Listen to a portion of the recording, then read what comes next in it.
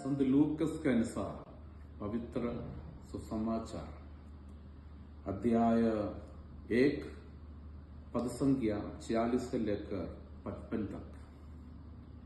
क्रिस्तु में प्यारे भाइयों और बहनों, आज के पवित्र सुसमाचार में हम मरियम का भजन सुनते हैं और हम ये सुसंदेश काल के 13वां दिन में प्रवेश कर चुके हैं। आज सुसंदेश काल मतलब क्रिसमस की तैयारी का दिन होते हैं।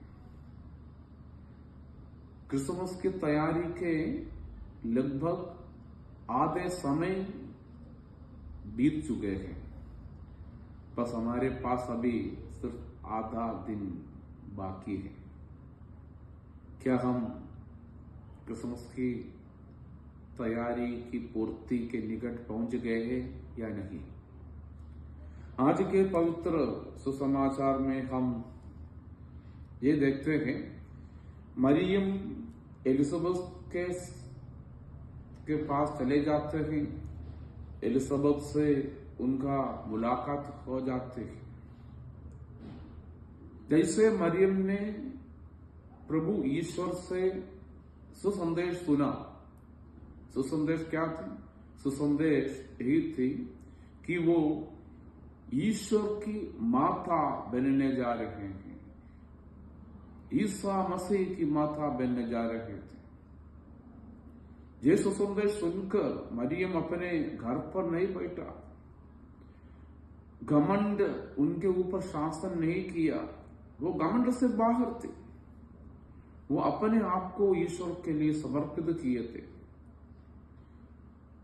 उनके सुसंदेश में गब्रिएल दूत ये भी कहे थे, देखिए बुढ़ापे में आपकी कुटुंबिनी एलिजाबेथ के भी पुत्र होने वाला है। अब उसका जो बांझ कहलाती थी 6वां महीना हो रहा है, क्योंकि ईश्वर के लिए कुछ भी असंभव नहीं है। जैसे उन्होंने सुना एलिजाबेथ भी गर्भवती हो चुकी है, तो उन्हें समझ गई, वो बुढ़ी हो गई थी। उन्हें ये समझ गई, उन्हें मेरी जरूरत है, उन्हें मेरी जरूरत है। उनकी जरूरत समझकर मरियम तुरंत अपने घर से निकल पड़ते हैं। एलिजाबेथ से मिलने, उनकी सेवा करने के लिए उनके पास चले जाते हैं। शायद उन्हें अपने घर पर बैठ सकते थे। देखो, दुनिया से किसी और को ईश्वर ने चुना नहीं, सब मुझे चुना है ईश्वर की माता बनने के लिए। मैं अभी और किसी के पास नहीं जाऊंगा, सब लोग मेरे पास आना चाहिए क्योंकि मैं ईश्वर की माता हूं। यही नहीं समझा, ईश्वर की दासी समझा। क्योंकि हमने ये देखा, मरियम गब्रिएल दूत से कहते हैं, देखिए मैं प्रभु की दासी हूं, आपका कथन मुझ में पूरा हो जाए। ईश्वर की दासी समझकर मरियम एलिजाबेथ से मिलने जाते हैं और उधर एलिजाबेथ से बातचीत कर रहे थे। बीच में पवित्र माता मरियम ईश्वर का भजन गाना शुरू करते हैं। मेरी आत्मा प्रभु का गुणगान करती है। आज के पवित्र सुसमाचार यहां से शुरू होते हैं। मेरी आत्मा प्रभु का गुणगान करती है, मेरा मन अपने मुक्तिदाता ईश्वर में आनंद मनाते हैं। मेरी आत्मा प्रभु का गुणगान करती है, वो हमेशा करते रहेगी। और मेरा मन अपने मुक्तिदाता ईश्वर में आनंद मनाते हैं। प्रभु यीशु में प्यारे भाइयों और बहनों, जो लोग जिन्होंने ईश्वर के लिए समर्पित किए हुए हैं, वो हमेशा प्रभु का गुणगान गाते रहेंगे। उनकी मन हमेशा अपने मुक्तिदाता ईश्वर में आनंद मनाते करेंगे। मरियम भी एक ही थे। मरियम को और किसी चीज में गर्व और घमंड होने का इच्छा नहीं थी।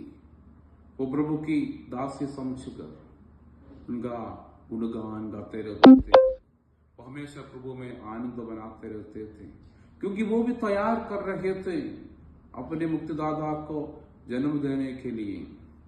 हमेशा ईश्वर के भजन में वो हमेशा रहते थे, भजन गाते रहते थे, दूसरों की सेवा करते रहते थे।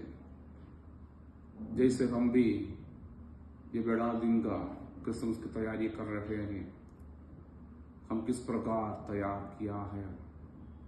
क्या हम दूसरों की सेवा करने को हमें क्या तत्पर रहते हो? क्या प्रभु के गुणगान करने या प्रभु में आनंद मनाने में क्या हम तत्पर रहते हो? अक्सर हम प्रभु में नहीं, दुनिया की चीजों पर आनंद मनाने के लिए कोशिश करते हैं। नया मोबाइल मिलने के लिए, अच्छा घर है, संपत्ति है, नौकरी है, बढ़िया खाना पीना है, हम सब उसी में आनंद मनाने वाले हैं। लेकिन सुसमाचार कहते हैं, इसे क्रिसमस की तैयारी कर रहे हैं, हम पवित्र मरियम को अपना एक नमूना बनाकर जीवन में स्वीकार करो। ईश्वर को, मसीह को जन्म देने के लिए अपने आप को तैयार करते उनने पूरा जीवन बिताया। ठीक उसी प्रकार जैसे कि क्रिसमस मनाने के लिए हम तैयार कर रहे हैं, अपने मन को, जीवन को तैयार करो। बाकी सब छोड़कर क्रिस्तु में गर्व करो।